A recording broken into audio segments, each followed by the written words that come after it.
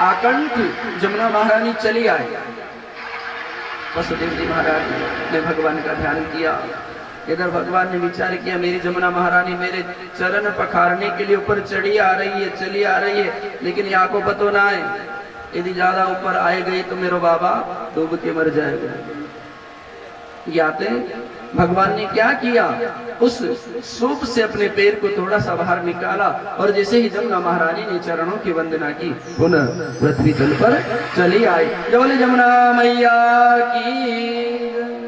रात्रि काल में गोकुल को गए, मां जसोदा के पास भगवान श्री कृष्ण को सुलाया, योग माया को लेकर के पुनः मथुरा को चले आए। और जैसे ही वसुदेव जी ने कारागृह में प्रवेश किया, पुनः हाथों में हथकड़ियां, पैरों में बेड़ियां लग गई, कारागृह के कपाट बंद हो गए। और जिस योग माया को लेकर के वसुदेव जी महाराज आए हैं, वो जोर से चित्कार मार करके रोने लगी। और जैसे ही कन्या ने रुदन प्रारंभ किया, जितने भी सैनिक मूर्छित होकर के पड़े हुए हैं, सबकी नींद खुल गई और दौड़ करके महाराज कंस के पास में आए और आकर के कहने लगे, महाराज 8वां हो गया, 8वां हो गया, 8वां। क्योंकि कंस को बड़ी बेसब्री से इंतजार है, देवकी का 8वां गर्भ मेरा काल होगा, ऐसा आकाशवाणी ने कहा। अस्याष्टमो गर्भो हंतायाम वह से। और जैसे ही कंस ने सुना, दौड़ करके कारागृह को आया। देवकी ने उस कन्या को अपने हृदय से लगा रखा है कि आज मां देवकी की गोद से कंस ने उस कन्या को खींच लिया। और जैसे ही उस कन्या को कंस ने खींचा, देख के बड़ा आश्चर्य हुआ। अरे आकाशवाणी ने कहा, अस्याष्टमो गर्भो हंतायाम वसे बुध, इस देवकी का 8वां गर्भ मेरा काल होगा। लेकिन ये तो बड़ा अद्भुत हो गया, कन्या का जन्म, ये कन्या मेरा काल बनेगी। देवकी कहने लगी, भैया आपने मेरे 6 पुत्रों को मार दिया, 7वां संकर्षण हो गया, 8वें रूप में भगवान ने एक कन्या प्रदान की है, दया करो, ये कन्या आपका क्या बिगाड़ पाएगी, आप इसको जीवन दान दो। एक बार कंस के हृदय में दया का भाव जागृत हो गया, लेकिन अगले ही क्षण कंस विचार करने लगा, इन देवताओं की लीला बड़ी विचित्र है, हो सकता है मेरे साथ कोई छल कर रहे हो। अरे हो सकता है इस देवकी का 8वां गर्भ मेरा काल ना हो, तो इस कन्या का जो 8वां गर्भ हो वो मेरा काल बन जाए। और उसी समय क्रोध में भर करके कंस ने उस कन्या के दोनों पैरों को पकड़ा और जैसे ही पृथ्वी पर पछाड़ने लगा, हाथ से छूट कर अष्टभुजा देवी का रूप धारण कर लिया। जय बोले जगदम्बे मात की। या माया मधुकेटव प्रमथिनी, या माहि सोन्मूलिनी,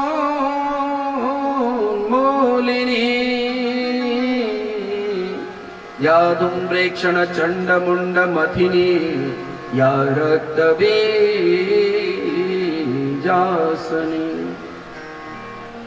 शक्ति शुंभ निशुंभ दैत्य दलनी, या सिद्ध लक्ष्मी परा,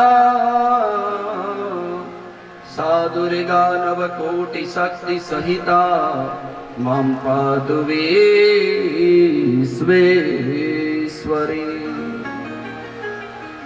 हाथ से छूट कर अष्टभुजा देवी का रूप धारण किया और कंस से कहने लगी, रे दुष्ट तू मुझे क्या मारेगा? किम मया हतया मंद जात खलु तवांतकृत, यत्र को वा पूर्व शत्रुर्मा हिंसी कृपणाम वृथा। अरे तू मुझे क्या मारेगा? तुझे मारने वाला तो कहीं पर जन्म ले चुका है।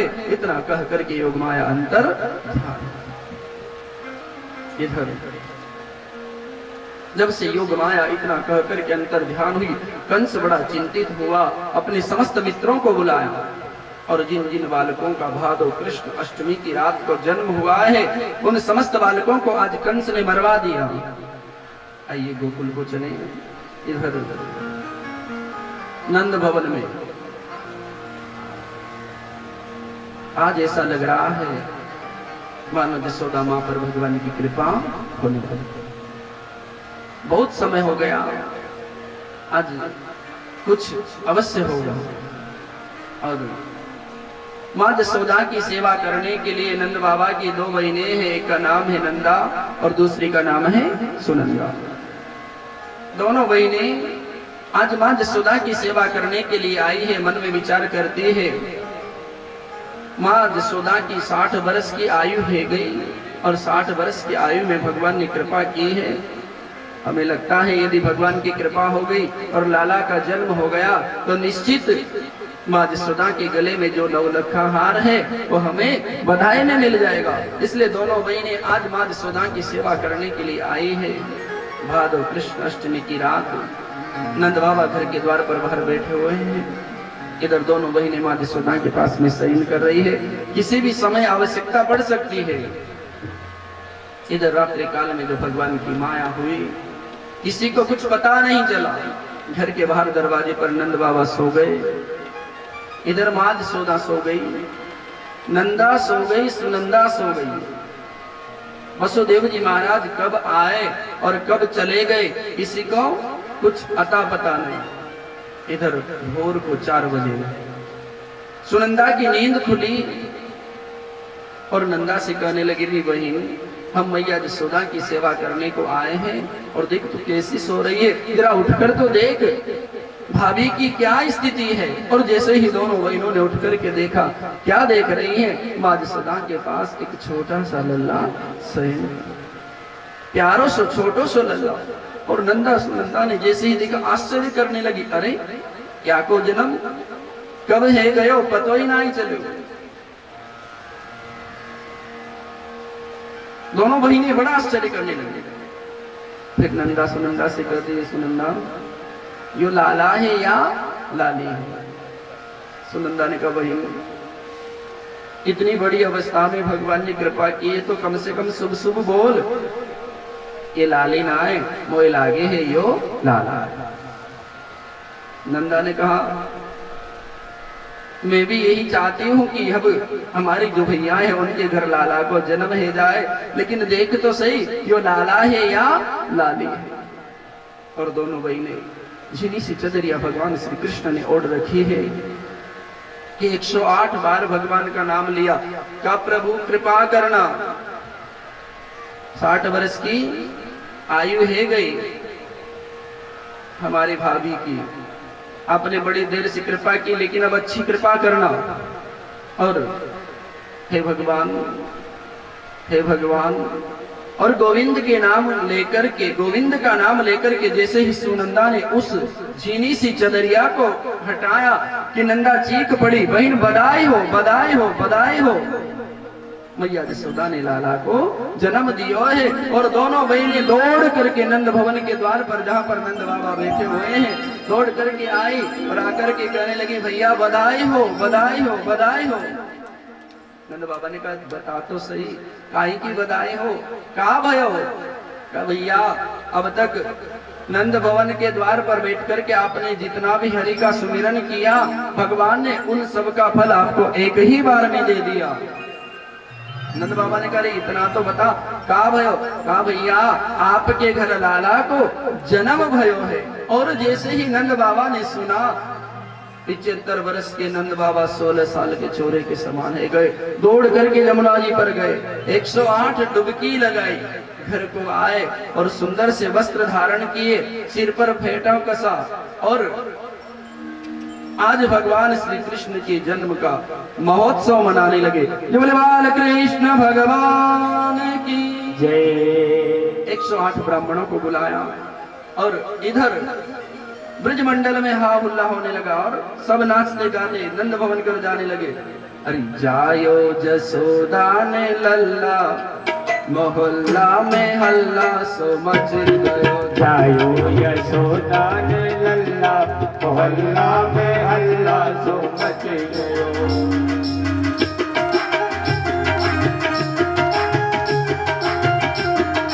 हल्ला सो मच गयो, गुल्ला सो मच गयो। हल्ला सो मच गयो, गुल्ला सो मच गयो। हल्ला उल्लासो मची गयो उल्लासो मची गयो उल्लासो मची गयो उल्लासो मची गयो आयो जसोदरा लल्ला मोहल्ला में हल्ला सो मची गयो जायो यशोदरा ने लल्ला मोहल्ला में हल्ला सो मच गयो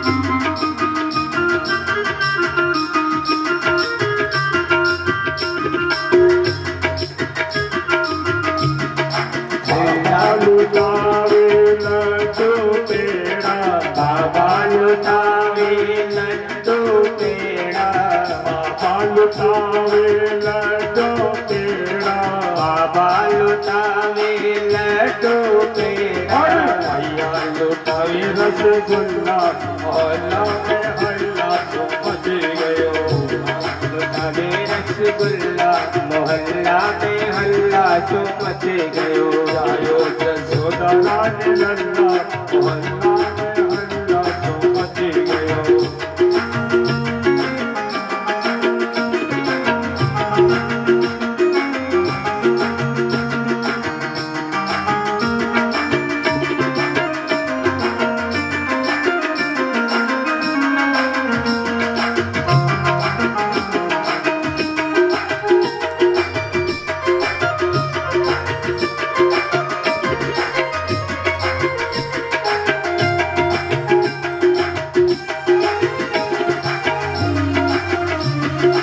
बाबा लुटावे कंगन बिछुआ बाबा लुटावे कंगन बिछुआ बाबा लुटावे कंगन बिछुआ बाबा लुटावे कंगन बिछुआ भैया लुटावे चाप चल्ला मोहल्ला में हल्ला तो मच गयो लुटावे रसगुल्ला मोहल्ला में हल्ला जो मच गयो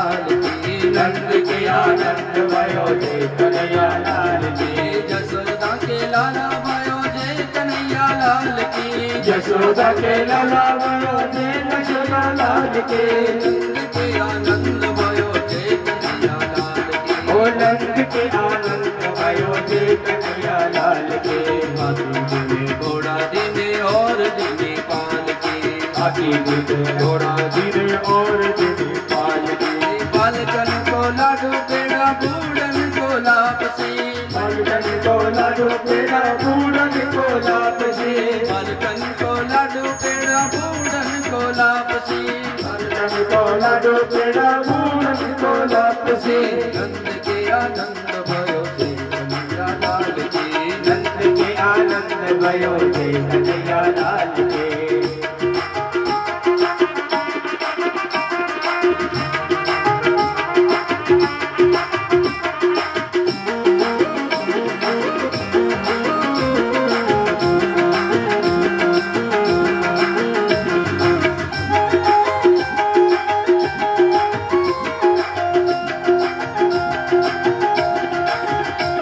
नंद के आनंद भयो जय कन्हैया लाल के नंद के आनंद भयो जय कन्हैया लाल की नंद के आनंद भयो जय कन्हैया लाल की नंद के आनंद भयो जय कन्हैया लाल की जय कन्हैया लाल की जय दौदयाल की जय कन्हैया लाल की जय दहुदयाल के जय कन्हैया लाल की जय दौदयाल की जय कन्हैया लाल की जय दहुदयाल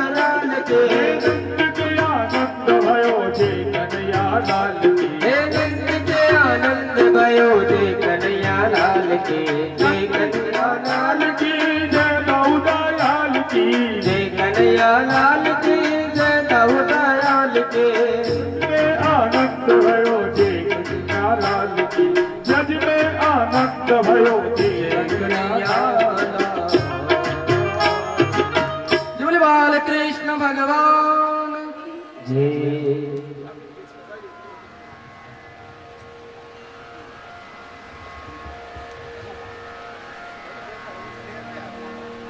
नंद भवन में आनंद हो रहा। इधर नंद बाबा ने उसी समय 108 ब्राह्मणों को बुलाया और वाचयित्वा स्वस्तयनम जाति कर्मात्मजस्य वै कारयामास विधिवत् पितृदेवार्चनम् यथा। जैसे ही भगवान श्री कृष्ण के जन्म की बात नंद बाबा ने सुनी, उसी समय सांडिल्य मुनि के पास में आए, 108 ब्राह्मणों को बुलाया और भगवान श्री कृष्ण का स्वस्ति वाचन करवाया, शांति पाठ करवाया और वाचयित्वा स्वस्तयनम जाति कर्मात्मजस्य वै कारयामास विधिवत् पितृदेवार्चनम् यथा। कारयामास विधिवत् पितृदेवार्चनम् यथा। देखो नंद बाबा के घर जब लाला का जन्म हुआ तो सांडिल्य मुनि आए और आकर के स्वस्ति वाचन किया, देवताओं का पूजन किया विधिवत, बिना विधि के नहीं, विधिवत पितृदेवार्चनम् यथा।